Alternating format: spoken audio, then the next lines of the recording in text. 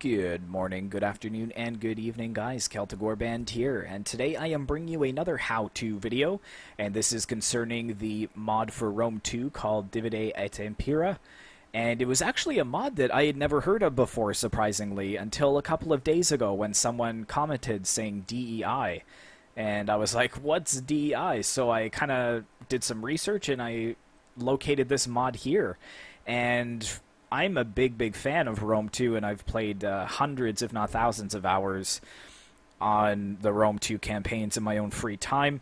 And this mod is amazing. I can't believe I've never heard of it before. And I've installed it correctly for myself, and I've been kind of fooling around with it. And there's just a ton of stuff that this mod has changed as opposed to the vanilla game. So we'll do a very quick overview, but as you can see if we scroll down here, they've got a ton of different things that they are letting you know what's changed about it. And I believe that there's a couple of YouTubers that have done a complete overview on everything that the mod entails. I'm just going to be really covering how to install it, because I've noticed in the comments section that people were having some difficulties. But yeah, basically, Divide Et Impera, it's a kind of a total overhaul for Rome 2 completely. They've really changed the campaign dynamic as far as buildings, starting position, how many territories you have. Some of the factions are actually different. Some have been replaced and some have been updated. The rosters for the factions have been completely overdone. They are amazing. I think they had some help with the Ancient Empires team, kind of borrowing some of their models and such.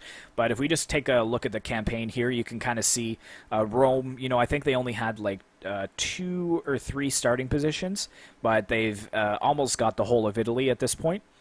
And even when I was playing in the Rome campaign, I've noticed that they've actually added a ton more cities. So in this little Latin boot here, I think there was like 6 cities before. Now there's like 8 or 9. So that's pretty awesome. And then I've noticed that the buildings have changed as well. There's some more buildings that you can, like more buildings in your chain that you can add to kind of customize your cities and provinces a little better. And another thing that they've changed with the buildings is that they actually offer less income. So for enemy armies that come in and raid your settlements, it actually affects your income drastically. So that's kind of more realistic for the time period. I think what the modders were going for with this is just to make it a lot more historically accurate and realistic. And so, the campaign, it's totally overhauled. The same with the custom and multiplayer battles. Obviously, if you guys want to be playing multiplayer battles, which I think it is compatible with, make sure both of you have the same version of the mod for it to work. But like just the Roman faction, I did a little test battle, and it was completely overhauled. A lot of the factions have different units now. Fatigue comes into play when playing in battles. You got to really rest your troops. The morale is different. Cavalry charges are much more effective, but you lose more of them when you pull them out of battle, just kind of like Total War Attila. But the list just goes on and on. But like I said, I'm not going to really cover all of that stuff today. I'm just going to be covering how to install it. So basically, the mod is available on moddb.com, so you can see it at the top here. And basically, when you get to the home screen at the very top here, you can just start to type in Divide Et Impera. Oops. And it's this one right here. So this is the one that we're here now. So go ahead and click on that, and then it should load this page here. And then if you guys, I suggest that you kind of do read through all of this, because here is all like the campaign features. And if you scroll down, like it tells you about like income in buildings, like what's been changed there.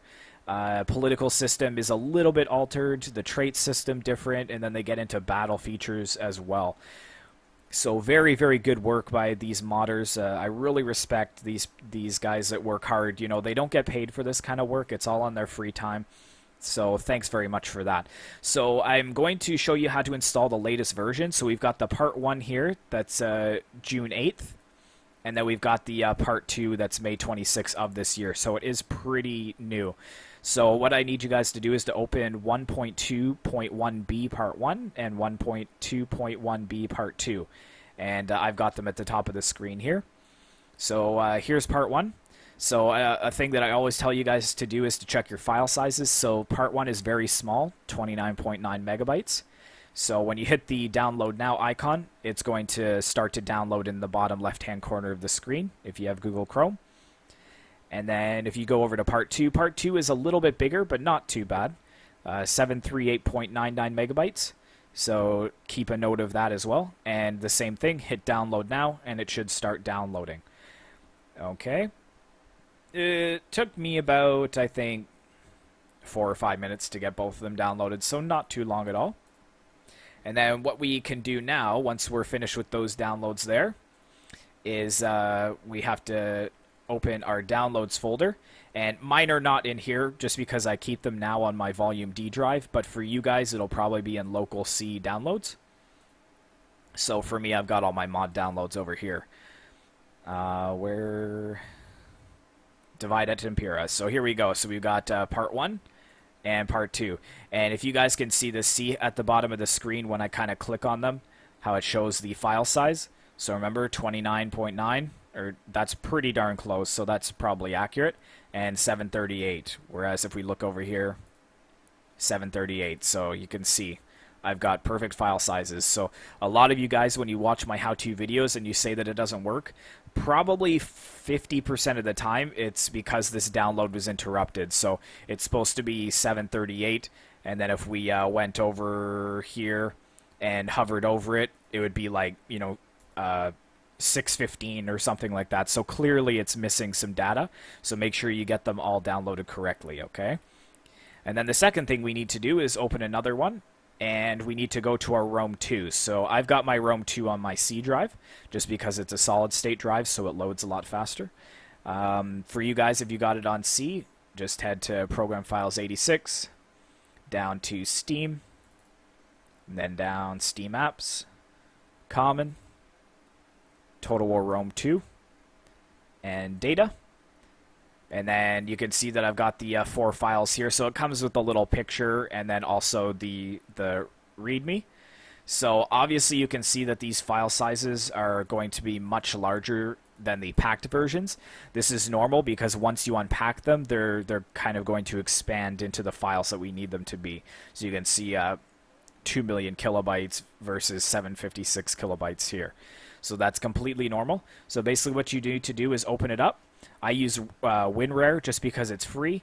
For you guys, some of you guys will just take these and go to drag them over like this. That's not going to work. You have to actually physically get WinRare, I think 7-zip, WinZip, they're all free. You just need like an unpacking software. So like, for simplicity, like even if you go to Google right now, and then type in WinRare free download PC, and like there it is, like it's the first one right here. So you just click download WinRare, and you don't have to buy it. It's gonna annoy you with like pop-ups continuously saying buy it, but you don't have to. It's always free. So with part 1, I'm just gonna double click on it. Here it is. Please buy it. No, we don't need that.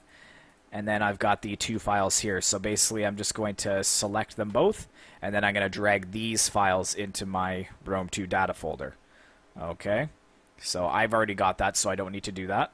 But then we have to do the second one as well. So let's hit that. It's going to probably pop up asking to buy. Yep, just X that. And then these 2 files come over here as well. Okay, so once that's done, we can close all of that. And you can see you've got part 1 plus the part 1 picture, which doesn't really matter. And then we got part 2 and the part 2 picture. So make sure you have these 4 files. Okay. And then once we do that, we can just close everything down here. And then I'm going to open up ROM 2. And we're going to go to Mod Manager here. And this is a really important thing here. Is a lot of you guys will not have this Enable Out-of-Date Mod selected. It'll just be blank like that. And when you scroll over, you can see the 2 Divide Et Impera mods reflected here, but you can't click on them because they are out of date for some reason. I don't know why, but you won't be able to physically check them. So make sure to check Enable Out-of-Date Mods and then see how I can select them now. So now I'm able to get both of them. Make sure that both of these show up here. If it's only the one, You probably accidentally put one in the wrong folder. Make sure you have both of them for it to work. So I'm going to click play, and then we're going to load up inside Divide Et Impera, and we'll take a look at some of the changes. Okay guys, so here we are. As you can see, very, very different than when it used to be. So we've got the Divide Et Impera right here, and we got some nice kind of oil paintings in behind. So if we go to the Grand Campaign, you can see there's just a different feel about it. It kind of looks more ancient, more authentic. And we've got the 3 different Roman units here. We've got Carthage as well. You can see that they're represented by their actual names. So Carthaginem,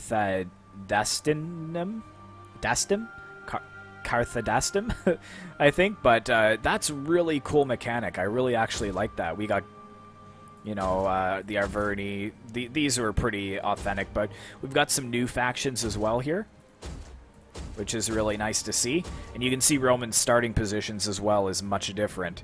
So we'll go ahead and just launch it up so I can kind of show you guys a bit of what the campaign is all about. A little bit of differences. Don't worry, I don't think that there's anything out of the ordinary. And then once we take a look at don't worry if this happens to you. Like, I don't know, maybe I did something wrong or one of my packs isn't working, right? So, but this is complete, don't worry.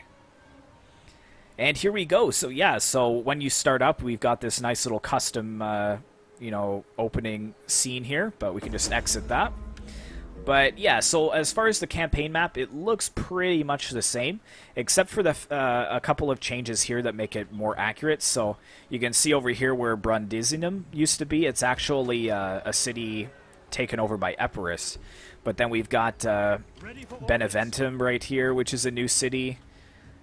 Just a couple of little ones added in different areas. I think Massalia used to be here, but they no longer are, which is really cool. And they've kind of redone the cities as far as the buildings that you can do. See, they've added these like warhouse pens. We got a supply pit here, so kind of more diverse. And if we open it up here, you can see we got like a training field, which is really cool. The agents have been kind of overhauled as well. They're a little bit less effective for like agent actions. They're more built for what they're made for. So like we got the governor here. His traits are much different than what they would be in the vanilla campaign. As far as the technologies, they have added a couple of ones as well, just to kind of make it a little more diverse and accurate, which is cool. And then take a look at these unit cards too. I really like these unit cards much better than before. And one of the main things that they've done is you can't really recruit like OP units right from the go, like the Triarii and Principes. You have to kind of start with these basic troops, and then you will be able to upgrade them later. So in the upgrade button, like if, for instance, the Hastati early period, you'd be able to upgrade them to Hastati of the, you know, mid-tier, and they actually change from a spear unit to a sword unit. So that's really, really cool. And then let's say the Romans came over here to Genoa and we took it over. You would only be able to recruit Gaul-like units until you got the Latin influence to spread here enough, and then you'd be able to start getting early period Hastati and stuff like that. So really, really cool. I really, really like how historically it's got more of a historical feel to it, and it's a slower paced game as well. I think the turns, it's 4 turns per year now, so 1 season. So it's a lot slower. I believe on the vanilla Rome it was just 1 turn per year. So it was a fast-paced game. So let's go ahead and exit out of that, and we'll just take a look at the custom battle scene real quick, and then we'll end the video. So here we got the custom battle, and take a look at these Roman rosters here. Like, just a lot more. Like, we got some leves here. Like, way more skirmishers. There's a lot more infantry. Like, actually, some of the elite infantry is actually Gallic, or Gallic. So, really cool there. And we've got, I'm just going to face this one real quick. We'll just do summer day. Let's get a map. We can actually see what's going on here. Let's just do desert and start. So yeah, I can't believe I never heard of this mod before. Apparently it's been out for years, and it's really helped people enjoy Rome 2 a lot more. I really personally enjoy drive. I find that it just takes forever to load. But yeah, so we'll take a look at the units. So yeah, so we've got these Principes of the late period. So they're looking pretty cool. They just look a lot more crisp, I find. It almost looks like Attila units, to be honest. Whereas these Cohort Bativorum. So I think this is an Ancient Empires unit. Rome 2 could not bring these before. These guys look awesome. Very, very nice. We've got the Ala Gallerum reform, so it's like a Celtic cavalry. So it just looks a lot more authentic.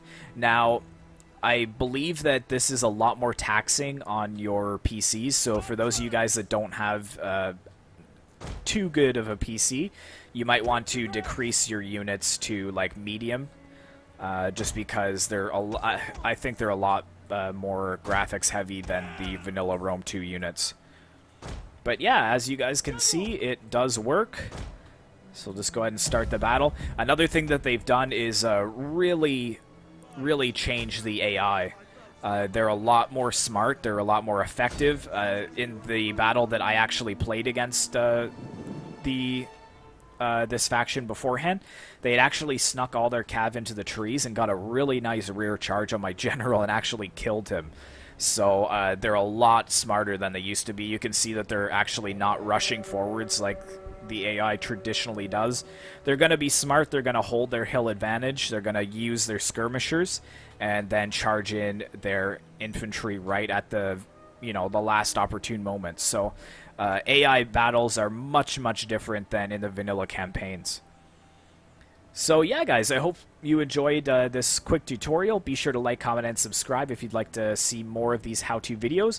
And if you guys have any mods in mind that you'd like me to kind of take a crack at and see if I can get them installed properly and then deliver you guys a video, I'm more than happy to do that as well. So yeah, thanks a lot for watching, and I will see you in the next one.